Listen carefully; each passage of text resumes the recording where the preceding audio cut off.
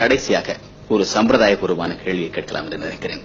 எல்லோரும் கேட்கும் கேள்வி, ஆனால் எல்லோருக்கும் சொன்ன பதிலே எனக்கும் கூறாமல் சற்று வித்தியாசமாக நேயர்களுக்கு சுவையாய் இருக்கக்கூடிய ஒரு புதிய விஷயத்தை கூறுங்கள் என்று கேட்டுக்கொள்கிறேன்.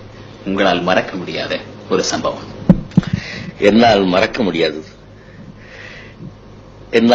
முடியாத ஒரே ஒரு விஷயம்.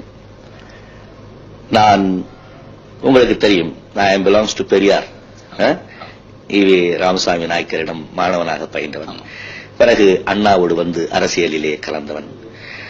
பிறகு அண்ணாவை விட்டு விலகி நான் அருமை தலைவர் காமராஜரோடு இணைந்து தேசியப்பணி ஆற்றிய போது என்னுடைய 125வது படத்திற்கு வந்த அருமை அறிஞர் அண்ணா அவர்கள், அதுதான் அவர்களுடைய கடைசி கூட்டம், அவர் பேசிய கடைசி கூட்டம். பிறகு என்னுடைய நிகழ்ச்சிக்கு பிறகு இன்னொரு நிகழ்ச்சியில் கலந்து கொண்டார். ஆனால் அப்போது அவர்கள் பேசவில்லை, பேசக்கூடிய நிலையிலே அவர்கள் உடல்நிலை இல்லை. அன்று அவர்கள் சொல்லியதுதான் இன்றும் எனக்கு ஞாபகம் வருகின்றது. நீ எங்கிருந்தாலும் வாழ்க, மாற்றான் வீட்டு தோட்டத்து முல்லையும் மணக்கும். அப்படி என்று அரசியலை குறிப்பிடுகிறார்கள்.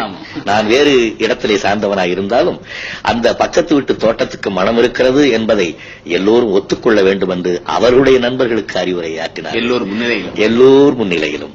அப்போது அவர்கள் சொன்னார்கள், சில பேருடைய உதவியால் தான் சிவாஜி சினிமாவுக்கு வந்தார் என்று எல்லோரும் சொல்கிறார்கள்.